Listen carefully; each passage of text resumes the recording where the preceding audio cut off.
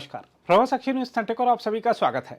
Israel ने Gaza city पर जमीनी सैन्य अभियान शुरू कर दिया है। यह वही शहर है जिसे प्रधानमंत्री बेंजामिन नेतन्याहू ने हमास का सबसे बड़ा गढ़ बताया था और जिसके कब्जे का आदेश उन्होंने पिछले महीने दिया था। रिपोर्टों के मुताबिक लगातार बमबारी और नाकेबंदी के बीच अब इजरायली सेना शहर के भीतर प्रवेश कर रही है। इस बीच रक्षा मंत्री इजराइल काट्ज का बयान कि गाजा जल रहा है युद्ध की क्रूरता को और स्पष्ट करता है। हम आपको बता दें कि गाजा पट्टी पहले से ही गंभीर मानवीय संकट से गुजर रही है। 64,000 से अधिक फिलिस्तीनी मारे जा चुके हैं और लाखों विस्थापित हो चुके हैं।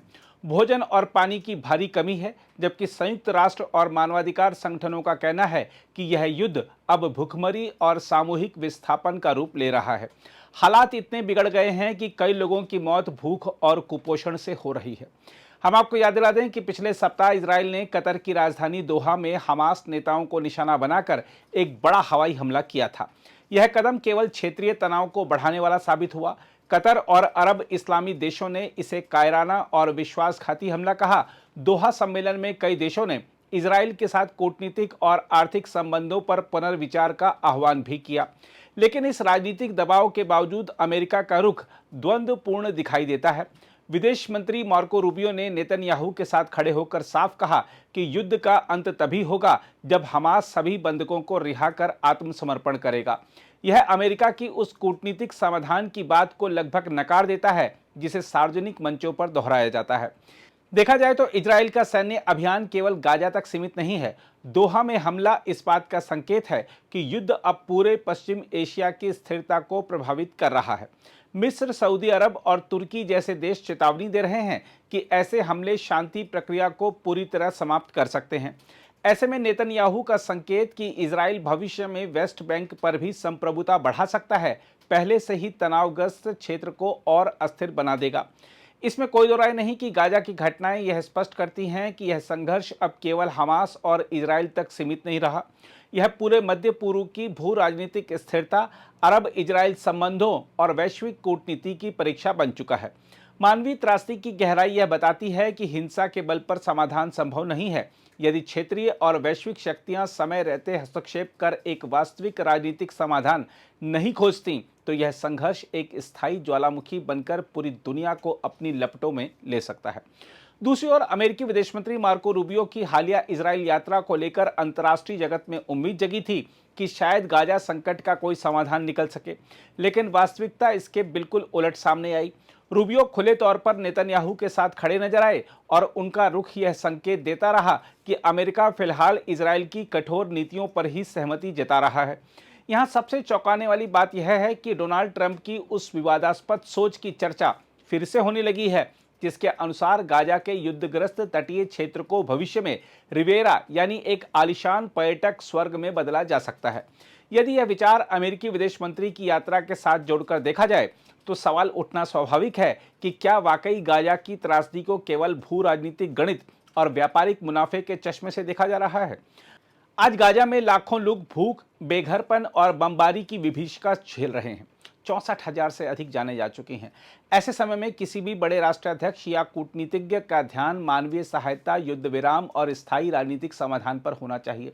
लेकिन जब चर्चा खाली जमीन और रिवेरा जैसी योजनाओं तक पहुंच जाए तो यह पूरे संघर्ष की नैतिकता पर गंभीर प्रश्न चिन्ह लगाता है।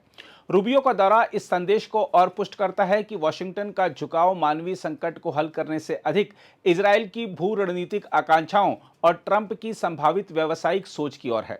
यह न केवल अरब जगत में गहरी नाराजगी को जन्म देगा बल्कि पूरी दुनिया के सामने अमेरिका की विश्वसनीयता पर भी प्रश्न उठाएगा।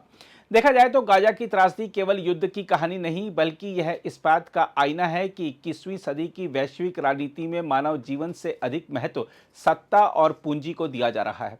यदि गाजा को रिवेरा में बदलने की कल्पना सच होती है तो यह केवल फिलिस्तीनी जनता की पीड़ा का अपमान ही नहीं बल्कि आधुनिक सभ्यता की नैतिक असफलता भी होगी।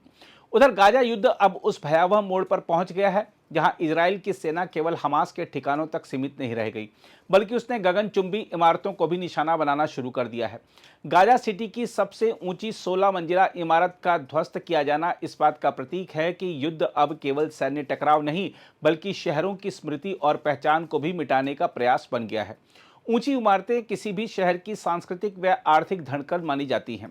इन्हें गिराना महज सैन्य कार्रवाई नहीं, बल्कि जनता पर मनोवैज्ञानिक दबाव बनाने की रणनीति है। जब किसी समुदाय की ऊंचाई और आधुनिकता के प्रतीक को जड़ से मिटा दिया जाता है, तो यह संदेश दिया जाता है कि उनके पास भविष्य निर्माण का कोई आधार नहीं बचा।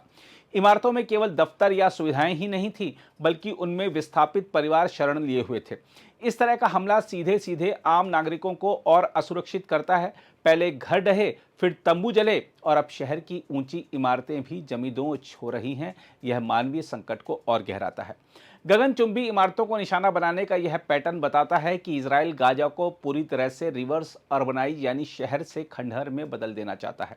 यह केवल युद्ध नीति नहीं, बल्कि एक दीर्घकालिक भू राजनीतिक संदेश भी है कि गाजा अब एक शहर नहीं, बल्कि एक नियंत्रित जोन होगा। बहरहाल, गगनचुंबी इमारतों का ढाया जाना स्पष्ट करता है कि गाजा का युद्ध सिर्फ हमास को हराने के लिए नहीं, बल्कि गाजा की सामूहिक पहचान को मिटाने और वहां की जनता को स्थायी विस्थापन की ओर धकेलने का प्रयास है। सवाल यह है कि क्या अंतर्राष्ट्रीय समुदाय केवल आंकड़े गिनते हुए यह तमाशा देखता रहेगा, या फिर यह स्वीकार करेगा कि यह सिर्फ युद्ध नहीं, बल्कि शहर और सभ्यता का सुनियोजित विनाश है। अगर आप भी लेना चाहते हैं देश दुनिया की तमाम जानकारी, तो आज ही सब्सक्राइब करें हमारे चैनल को। साथ ही नीचे दिए बेल आइकन को जरूर दबाएं ताकि हर अपडेट आप तक पहुंच सके।